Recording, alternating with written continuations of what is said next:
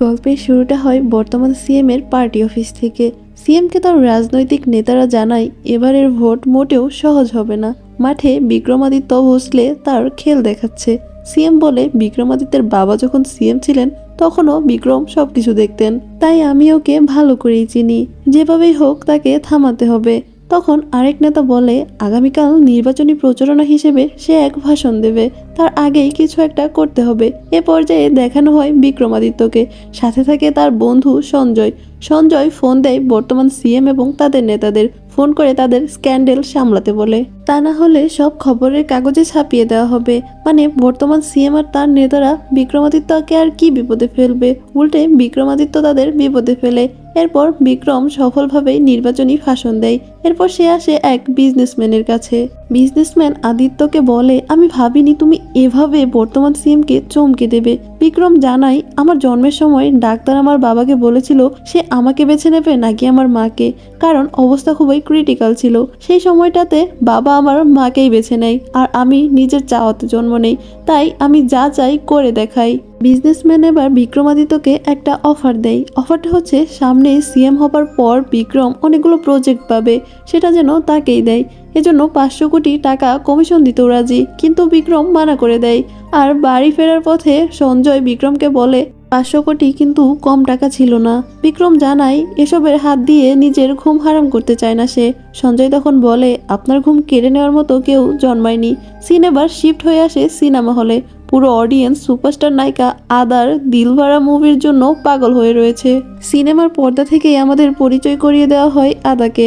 এরপর সিন আসে বিক্রমাদিত্যর দিকে। বিক্রম এয়ারপোর্টে আসলে সাংবাদিক তাকে ঘিরে জিজ্ঞেস করে, সামনের ইলেকশনে জিতলে শোনা যাচ্ছে আপনি সিএম হবেন। বিক্রম প্রশ্নটা শুনে রাগান্বিত অবস্থায় সাংবাদিকের দিকে তাকালে তখনই সব সাংবাদিক অন্যদিকে চলে যায়, কারণ এয়ারপোর্টে তখন সুপারস্টার আদাও আসে।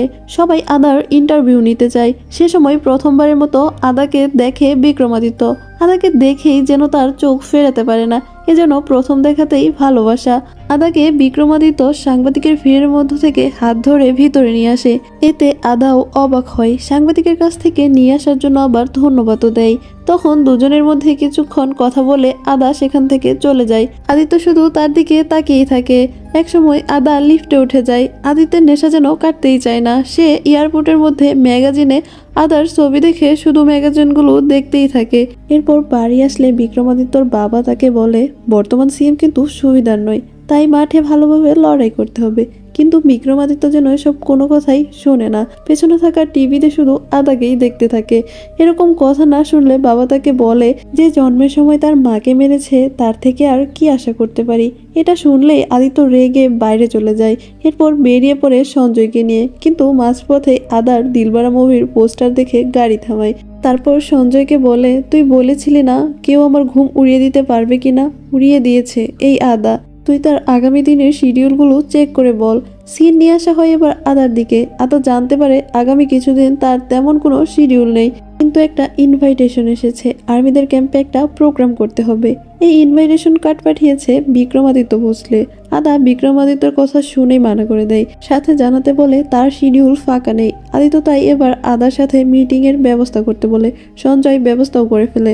আদা দেখা করতে আসে বিক্রমাদিত্যর সাথে, এসেই বলে, আর্মিদের সাথে আমি এন্টারটেইনিং দিতে চাইনি, এটা পাবলিসিটির মতো দেখাবে।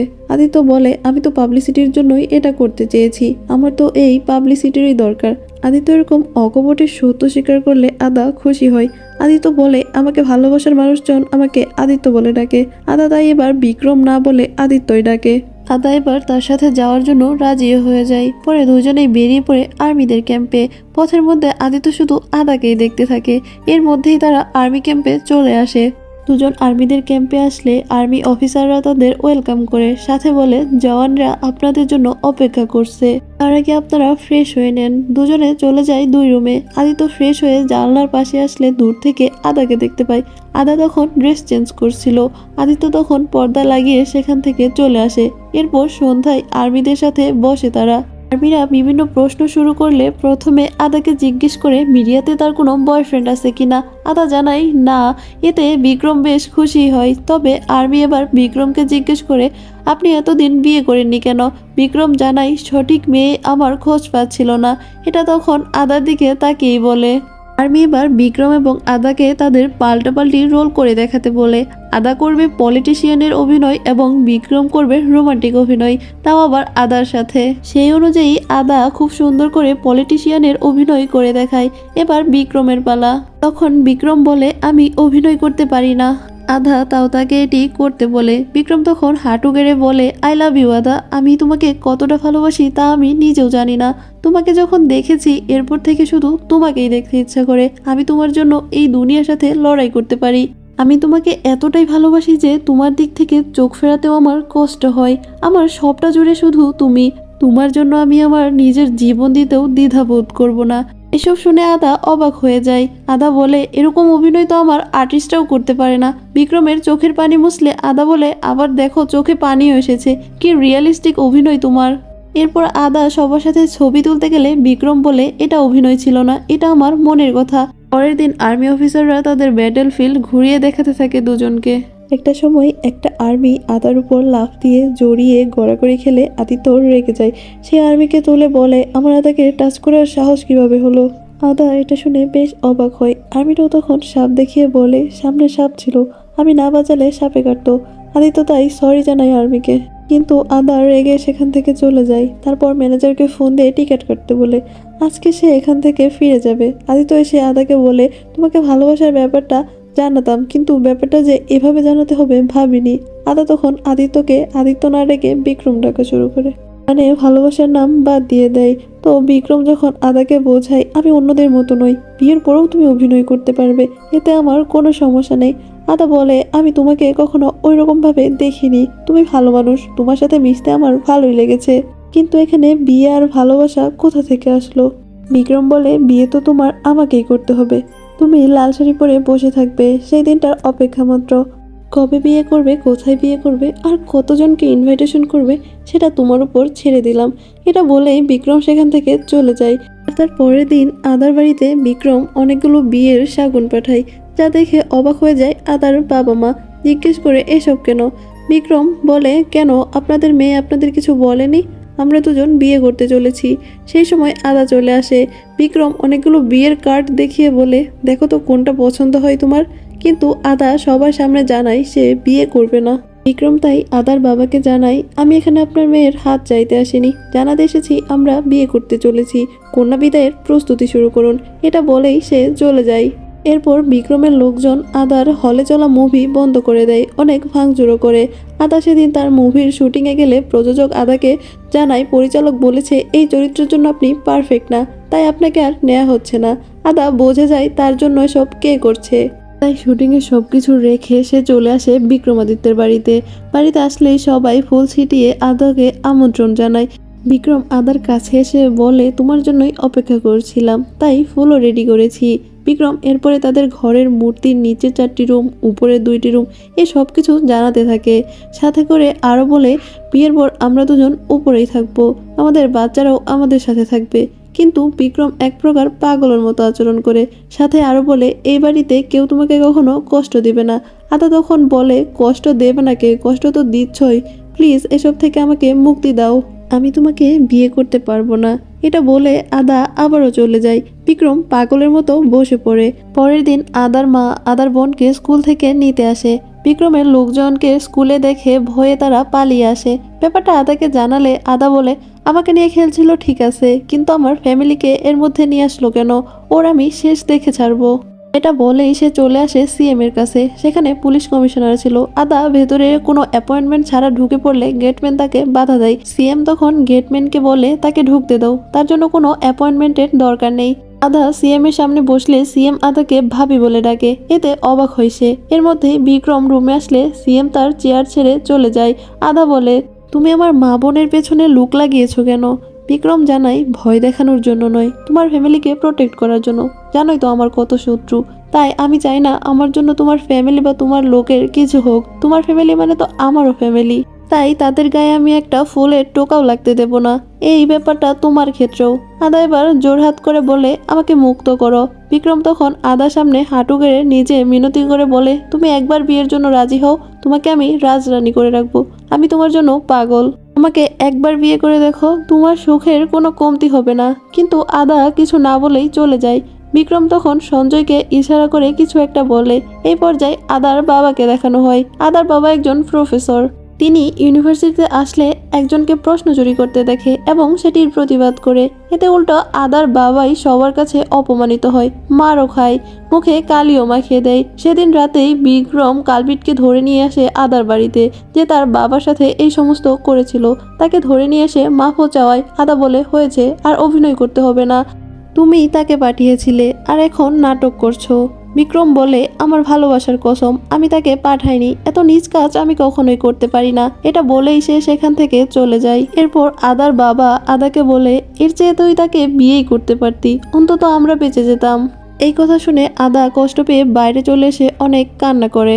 পরের দিন এক জনসভায় বিক্রম বলে আসন্ন নির্বাচনে সে সিএম পদে দাঁড়াবে। সেই জনসভায় দেখে আদাকে আসতে অবাক হয়ে যায় বিক্রম। আদা সবার সামনে এসে বলে, আপনাদের আসন্ন সিএম আমাকে খুব ভালোবাসে, এতটাই ভালোবাসে যে আমার মুভি চলতে দেয় না, আমার ফ্যামিলিকে ডিস্টার্ব করে। আমি বর্তমানে সিএম এর কাছে গেলেও সে আমাকে ভাবি বলে ডাকে, পুলিশ কমিশনার আবার আমার ছবি তোলে, কিন্তু আমি তাকে ভালোবাসি না, আর সে এটা বোঝেই না। বিক্রম তার ভালোবাসার পাগলামি দেখিয়েছে, আর আজকে আমি আমার ঘৃণার পাগলামি দেখাবো। এটা বলেই আদা সবার সামনে ঘোষণা দেয়, আগামী 7 দিনের মধ্যে যে বিক্রমকে মারবে আমি তার সাথে এক রাত কাটাবো। এই সুপারস্টার নায়িকা এক রাত কাটাবে, এরকম ঘোষণা দিলে বিক্রম একেবারে নিস্তব্ধ হয়ে যায়। বিক্রমের সমর্থিত লোক খেপে গেলে পুলিশ তাদের আটকায়। আদার এই বক্তব্য পুরোই ব্রেকিং নিউজ হয়ে যায়। অনেকে আদার পক্ষে কথা বলে, আবার অনেকে আদার বিপক্ষে। পরের দিন গান্ধী জয়ন্তীতে বক্তৃতা দিতে আসলে সঞ্জয় বলে, আপনার উপর অ্যাটাক হতে পারে। বিক্রম জানায়, মরলে মরবো, জীবনের ভয় নিয়ে বাঁচতে চায় না বিক্রম। মঞ্চে উঠে বক্তৃতা দেওয়া শুরু করলে একজন বিক্রমকে উদ্দেশ্য করে গুলি গিয়ে লাগে হাতে। গুলি চালককে ধরে আবার বিক্রমের লোকজন মারা শুরু করে। এর মধ্যেই হাতে ব্যান্ডেজ করে বাড়ি আসলে সেখানে দেখে তার চেয়ারে আদা বসা। আদা তখন বিক্রমকে উদ্দেশ্য করে বলে, আজকে তো বেঁচে গেছো, মরলে কোথায় তোমার অন্তিম সৎকার করব সেটাও বলো, তোমার শেষ অস্তিত্ব গঙ্গায় ফেলবো নাকি নর্দমায়। আদা এসব বলে অপমান করলে বিক্রমের চোখ দিয়ে অঝরে অশ্রু ঝরে। সে যাকে নিজের থেকেও বেশি ভালোবাসে সেই মানুষটাই তার মৃত্যু কামনা করছে। এরপর সেখানে দুজন আসে বিক্রমের কাছে। বিক্রম তাদেরকে বলে, আজ থেকে আপনাদের সকল দায়িত্ব আমি নিলাম। আদা কিছুটা অবাক হয়ে যায় এসব ব্যাপার দেখে। তখন সঞ্জয় আদাকে বলে, আপনার যেমন ফ্যান ফলোয়ার আছে সেরকম বিক্রম ভাইয়েরও আছে, যারা বিক্রম ভাইয়ের জন্য জীবন পর্যন্ত দিতে পারে। একটু আগে যাদের দেখছিলেন তাদের ছেলেই বিক্রম ভাইকে গুলি করেছে। বিক্রমের পরে আদাকে বলে, আমাদের বিয়ে হবে, আমাদের বিয়েতে সবাই খুব মজা মাস্তি করবে, দেখো আমাদের বিয়ে উৎসবে পরিণত হবে। কিন্তু তোমার পাথর মন তো আমার জন্য গলেই না। বাদশাহ যেমন ভালোবেসে তাজমহল বানিয়েছিল, কিন্তু এই বাদশাহ তোমার মনের ভালোবাসা তাজমহল বানাবে। আদা সব চুপচাপ শোনে। বিক্রম তখন বলে, আমি মারা গেলেও এইরকমই থাকবো, তোমার চোখে অশ্রু ঝরলে আমার রূহ কষ্ট পাবে। আদা এই সমস্ত শুনে কিছু না বলেই সেখান থেকে চলে আসে। এরপর বিক্রম পপুলার একটা লাইভ ইন্টারভিউ দিতে আসে।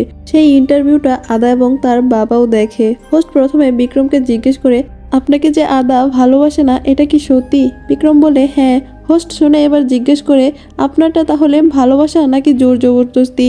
বিক্রম বলে, আদা কি কখনো বলতে পারবে আমি তাকে টাচ করেছি, খারাপ কোনো ইঙ্গিত দিয়েছি? তাহলে কিভাবে এটা জোর জবরদস্তি হলো? আমি তো শুধু আদাকে ভালোবাসি, জাস্ট এটাই। হোস্ট এবার বলে, মানুষ ভালোবেসে জীবন পর্যন্ত দেয়। বিক্রম হোস্টের কথা শেষ হওয়ার আগে বলে, ভালোবাসা যদি আমাকে মৃত্যুর দিকে টেনে নিয়ে যায় তাহলে আমি সেই মৃত্যুকে সাদরে গ্রহণ করার জন্য প্রস্তুত। বিক্রম লাইভে আরও বলে, সামনেই একসাথে 100টা কাপলের বিয়ে দেব, সেখানে একটা সিট আমার জন্যও রাখবো, যাতে তাদের দোয়া আমার আর আদার জন্যও লাগে। এটা শুনে লাইভের দর্শকগুলো হাততালি দিতে থাকে। পরের দিন বিক্রম নিজে থেকে 100 জন কাপলের বিয়ে দিতে থাকলে সেখানে সাদা শাড়ি পরে এসে আদা তাকে বলে, তোমাকে বিয়ে করার চেয়ে বিধবা হওয়া ভালো। এরপর আদা বলে, আজকে আমি খালি পায়ে হেঁটে দেবী মায়ের কাছে তোমাকে জ্বালিয়ে দেওয়ার প্রার্থনা করব। এটা শুনে বিক্রম বলে, তাহলে আমিও তোমার সাথে খালি পায়ে দেবী মাতার কাছে যাব, অ্যাটলিস্ট এভাবে হলেও তো তোমার সাথে যেতে পারবো। দুজন তাই শুরু করে খালি পায়ে মন্দিরে যাওয়া। চারপাশে অনেক লোকের ভিড়। এর মধ্যে মন্দিরের সামনে আসলে একজন তলোয়ার দিয়ে বিক্রমের পেছনে আঘাত করলে বিক্রম সেটা খুশি মনে গ্রহণ করে, আর তখনই সঞ্জয় তাকে আটকায়। এদিকে আদা সমস্ত কিছু দেখেও গুরুত্ব দেয় না, মন্দিরের দিকে যেতে থাকে। তা দেখে আহত বিক্রম যেতে থাকলে কাজের উপর পা পড়ে তার পা রক্তাক্ত হয়ে যায়। কিন্তু তাও বিক্রম যাওয়া থামায় না, আদার সাথে চলে আসে মন্দিরের ভেতরে। যাই হোক, পরের দিন আবার কয়েকজন আদাকে হঠাৎ করে তুলে নিয়ে যায়। পরে জানা যায় এটা বিক্রমের বাবার কাজ। বিক্রমের বাবা বিক্রমকে বলে আদাকে ঘরে তুলে নিয়ে এসেছি, যা করার করো। কিন্তু বিক্রম বাবার উপর রেগে যায়। বিক্রম রুমের ভেতরে আসলে আদা তাকে বলে, এই তোমার ভালোবাসা? তুমি যে এক মুখোশধারী শয়তান তা আজ প্রকাশ পেয়েই গেল। এটা বলেই আদা তার বুক থেকে উনাটা ইচ্ছে করে ফেলে দেয়। বিক্রম তখন বলে, তুমি আমাকে ভালোবাসো না, এতে আমার কোনো দুঃখ নেই, কিন্তু তুমি আমাকে বোঝোইনি, আর এটাই আমার সব থেকে বড় দুঃখ। তারপর ভিন্ন দিকে মুখ রেখে উনাটা পরিয়ে দিতে দিতে বলে, আমি তোমাকে তুলে নিয়ে আসিনি, এটা আমার বাবা করেছে। তুমি তো আমাকে ভিলেন হিসেবেই মানো, জীবনে প্রথমবার ভিলেন নায়িকাকে বাড়িতে রেখে আসবে। এবার আদার চোখে একটু হলেও অশ্রু আসে। বিক্রম আদাকে নিয়ে নিজের গাড়িতে করে বাড়িতে রেখে আসে। পরের দিন বিক্রম সঞ্জয়কে বলে, আজ দশেরা, আজকে যদি আমি আদাকে আমার ভালোবাসা বোঝাতে না পারি তাহলে আর কোনো দিনই পারবো না, আর যদি না পারি তাহলে আদাকে পাবো না। সঞ্জয় বলে, চেষ্টা তো আর কম করলে না। সঞ্জয়ের পর বিক্রমকে বলে, আপনার বাবা আমাকে রাস্তা থেকে তুলে এনে মানুষ করেছে, কিন্তু আজকে একটা সত্য কথা বলবো, যেটা এতদিন গোপন রেখেছিলাম। সঞ্জয় বলে, আপনি আপনার মাকে জন্ম দেওয়ার সময় মারেননি, তিনি নিজেই আপনাকে বেছে নিয়েছিলেন। এটা শুনে বিক্রম খুবই খুশি হয়, আর সে এও জানতে পারে তার বাবা তাকে মিথ্যা বলেছিল যাতে সে বিক্রমকে নিজের মতো ব্যবহার করতে পারে। তারপর বিক্রম সঞ্জয়কে জড়িয়ে ধরে এবং তাকে নিয়ে সোজাসুজি চলে আসে আদার বাড়িতে। তার বাড়ির সামনে এসে আদাকে ডেকে বাইরে এনে বলে, আজকে যা বলবো তা কেউ কখনো শোনেনি। বিক্রম বলা শুরু করলে লাইভ টেলিকাস্টের মাধ্যমে তা বিক্রমের বাবাও দেখে। বিক্রম বলে, আমি কখনো ভালোবাসা পাইনি, তাই তোমাকে পাগলের মতো ভালোবেসেছি। আমি ভাবতাম আমি জন্ম নেওয়ার জন্যই আমার মা মরেছে, কিন্তু আজকে জানতে পেরেছি আমি মারিনি, তাই আমার কোনো অভিযোগও নেই। আমার মা নিজের জীবন দিয়ে আমাকে বাঁচিয়েছে। তুমি আমাকে ভালো না বাসলেও আমার কিছু যায় আসে না, শুধু মৃত্যুর আগে তুমি আমাকে ক্ষমা করে দিও। আমি আর কোনোদিন রাজনীতিও করব না, সিএম পাওয়ার আমার কিচ্ছু লাগবে না। আজকে আমি উপস্থিত হব সেখানে যেখানে তুমি প্রথমবার আমাকে মারার জন্য ঘোষণা করেছিলে, সেখানে নিশ্চয়ই তোমার ভক্তরা থাকবে, তুমিও চলে এসো, পারলে আমাকে ক্ষমা করে দিও। এসব বলে বিক্রম চলে যেতে থাকলে বিক্রমের বাবা ফোন করে সঞ্জয়কে নির্দেশ দেয়, আজকের মধ্যেই আদাকে মেরে ফেলতে হবে, যাতে সবাই বুঝতে পারে বিক্রমকে মারতে গিয়ে গুলি আদার শরীরে লেগেছে। এই নির্দেশ পেয়ে সঞ্জয় খুবই কষ্ট পায়। রাতে বিক্রম নিজের বানানো রাবণের শরীরে আগুন লাগায়। সে সময় আদাও ছুটে আসতে থাকে বিক্রমের দিকে।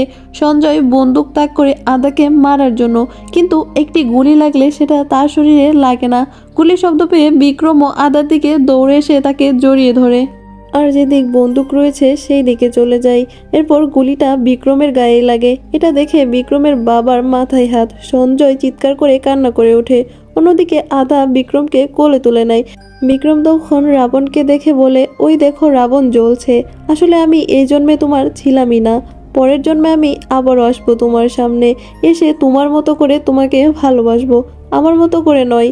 এতেও যদি তুমি রাজি না হও তাহলে ভেবে নেব আমার কপালে তুমি কখনো ছিলেই না। এসব বলে বিক্রম জিজ্ঞেস করে, তুমি কি আমাকে ক্ষমা করেছো? আদা জানাই হ্যাঁ। তখনই মারা যায় বিক্রম। অবশেষে অঝরে কান্না করতে থাকে আদা। বিক্রমের দেওয়া আগের রিং নিজের আঙুলে পড়ে বিক্রমকে মেনে নেয়, কিন্তু এখন মেনে আর কি হবে, সময় থাকতে সত্যিকারের ভালোবাসার মর্ম কেউ দিতে শেখে না। যখন সময় ফুরিয়ে যায় তখনই কেবল ভালোবাসার ব্যাপারটা বুঝতে পারে, কিন্তু তখন আর সময় থাকে না।